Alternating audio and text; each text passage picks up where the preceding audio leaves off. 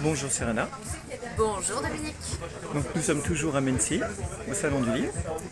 Et donc tu écris beaucoup de livres dans plein de genres différents, parce que j'ai été écouté un petit peu avant. Et est-ce que tu peux nous en dire un peu plus? Bien sûr. Alors, j'explore plusieurs univers. Le premier univers, c'est l'humour.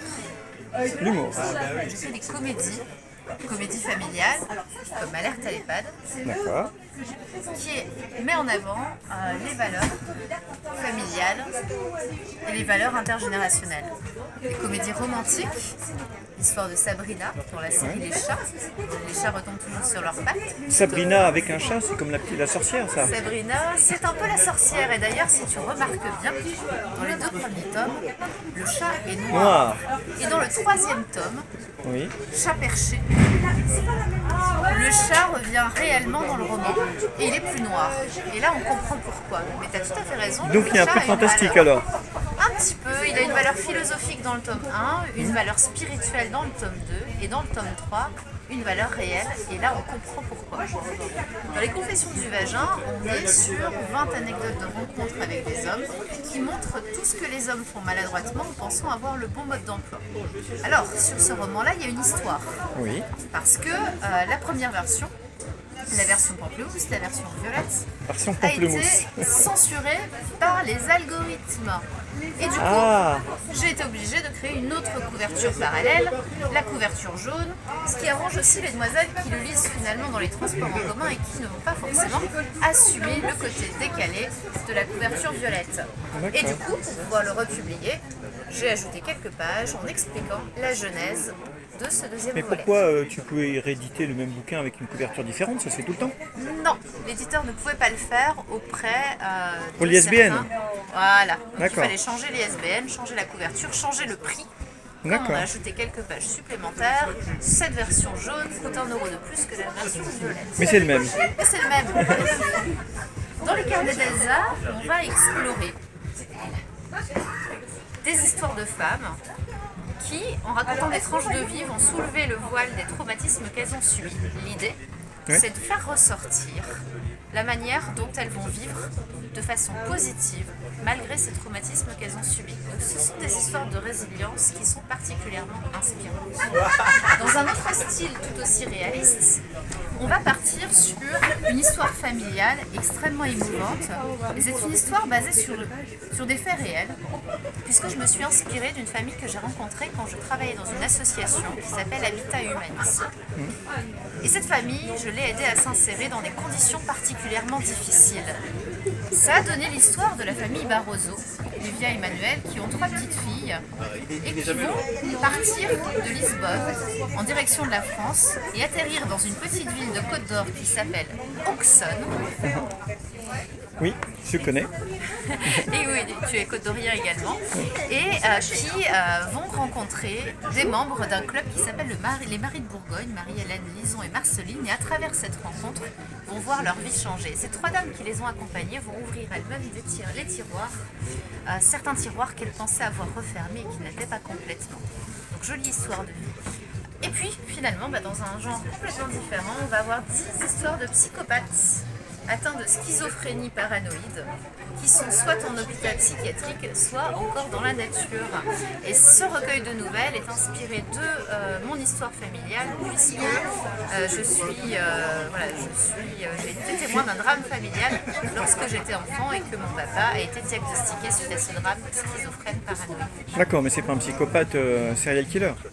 Non, mais on va se dire que c'est une histoire pas drôle puisque mon papa a poignardé ma maman en 1993 et Ah oui, quand même. j'avais 8 ans. Ah oui, quand même. Donc la question de la schizophrénie m'a toujours un petit peu obsédée et puis finalement au fil des années a fini par me passionner. Et alors, et comment es-tu arrivé à l'écriture? Parce que tu m'as parlé d'une rencontre dans un sauna. Alors ça c'était avant, effectivement. Alors là il va vite falloir repréciser les choses. Ah non, mais j'essaye d'être vendeur là. Exactement. Exactement. Et bien j'ai rencontré une Côte d'Orienne, une écrivaine particulièrement intéressante et passionnante qui s'appelle Marie-Françoise Barbeau. Effectivement, dans un sauna, mais attention, ce n'est pas un sauna échangiste, il s'agissait d'un sauna à la sortie d'un cours d'aquagym dans lequel il y avait 10 femmes. Et je ne sais pas pourquoi, une petite voix dans ma tête m'a dit « il faut que tu ailles parler à cette dame ». Et j'avais déjà ce projet d'écrire des livres qui a finalement pris forme à travers les échanges que j'ai pu avoir avec elle, avec Marie-Françoise. Et puis, j'ai laissé quand même cette idée en suspens quelques années, qui a réémergé en 2020 à l'occasion du Covid, alors que j'ai fait mon handy out, entre guillemets, puisque j'ai annoncé, au moment où j'étais au paroxysme de ma vie professionnelle, responsable de la santé dans le secteur bancaire, j'ai annoncé que j'avais moi-même un trouble de santé mentale, un trouble dissociatif de l'identité qui est né de ces traumatismes que j'ai vécu enfant. Et on comprend beaucoup plus toute la logique qu'il peut y avoir dans mes différents romans. D'accord, mais alors donc du coup, si je comprends bien, il y a 1, 2, 3, 5, 7, 8 livres en 3-4 ans? Non, il y en a plus, en 2 ans. Et en fait, En il y 2 en a ans. beaucoup plus puisqu'ils ne sont pas tous là. Parce qu'il y en a certains que je vais rééditer, il y en a que je n'ai pas encore publiés. Et ce qu'il faut savoir sur ces livres, c'est qu'ils sont le reflet de mes personnalités. Donc certains romans sont écrits à plusieurs voix par mes différentes personnalités, et d'autres, comme les Carnets d'Elsa ou Psychose, sont des recueils de nouvelles qui sont écrits par une personnalité. Et tu n'as pas honte d'exploiter sordidement tes troubles mentaux? Non, parce que pour moi, c'est pas en fait quelque chose de sordide. Sordide, c'est une façon de voir les choses, un peu comme tout. Je rigole évidemment. Bien sûr. Mais je me dis que c'est comme tout, en fait, plus on s'assume et plus en fait on va être inspirant. Et plus on se consume et plus on va être déprimant. Donc moi je m'assume et j'espère être plus inspirante que déprimante. Et donc les prochains livres se dévoilent d'autres personnalités ou tu vas approfondir un sillon déjà commencé? Très belle question, très bonne question. En plus c'était pas prémédité, donc mes réponses ne le seront pas non plus, et pourtant elles sont là parce qu'en fait tout répond à une logique. C'est-à-dire qu'il faut imaginer un arbre de la Renaissance.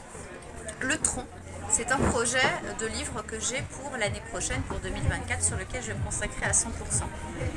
Tous les romans qui sont ici sur la table font partie des branches, font partie des racines, qui vont mener à ce tronc, et ce projet s'appelle Ophélie.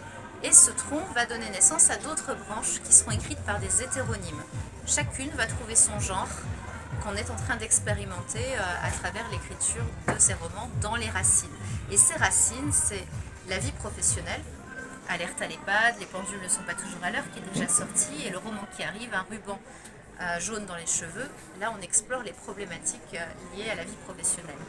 Dans la série Les Chats, on explore les problématiques liées à la vie amoureuse. En fait, plus que des problématiques, c'est comment vivre sa vie amoureuse quand on est complètement perché et complètement différente.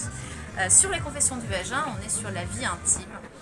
Dans Carnet d'Elsa et Nos vies à la dérive, on touche à la vie sociale.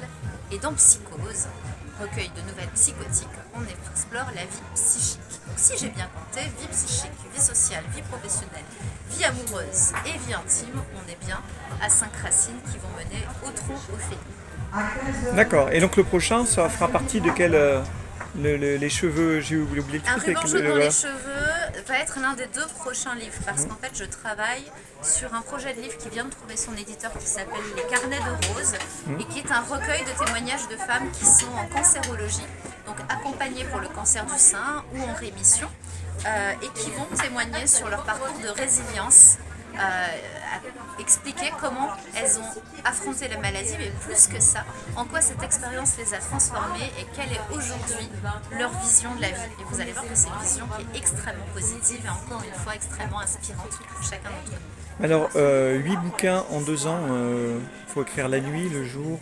Ouais, sachant que je travaille à côté. Donc j'ai un emploi à 100%, j'ai du trajet aussi, de la route pour aller travailler. Et j'écris effectivement la nuit, je dédicace le week-end, j'écris la nuit, j'écris beaucoup le matin aussi. Parce que je me lève à 5h, parce qu'il faut s'organiser quand on écrit. Et là j'ai décidé, d'ici quelques mois, d'arrêter de travailler l'un de mes emplois finalement pour me consacrer sur mes projets d'écriture. Et à côté de ça, je coach des auteurs qui sont souvent des auteurs atypiques, soit parce qu'ils ont un TDAH, un Asperger, un HPI, etc. Pour les aider en fait à écrire le roman de leur vie. Ça ne peut pas forcément dire le roman sur leur vie, ça peut être une romance, un thriller, n'importe quoi, mais l'idée c'est vraiment d'essayer de les comprendre pour mieux les accompagner à se révéler à travers leurs écrits. Alors on oublie quand même de dire aussi une chose, c'est que tu es originaire. Et je suis originaire d'Auxonne, en Côte d'Or, Côte je d'Or. suis bourguignonne, et c'est pourquoi donc, la plupart de mes romans se passent en Côte d'Or. Alerte à l'EHPAD, nous sommes à Auxonne. Les chats retombent toujours sur leurs pattes, on se trouve à Dijon. Dans le tome 2, on est aussi pour partie dans les Yvelines, puisque c'est là où j'habite aujourd'hui. Voilà, et Nos vies à la dérive est un roman qui retrace aussi un peu le patrimoine de la ville auxonnaise.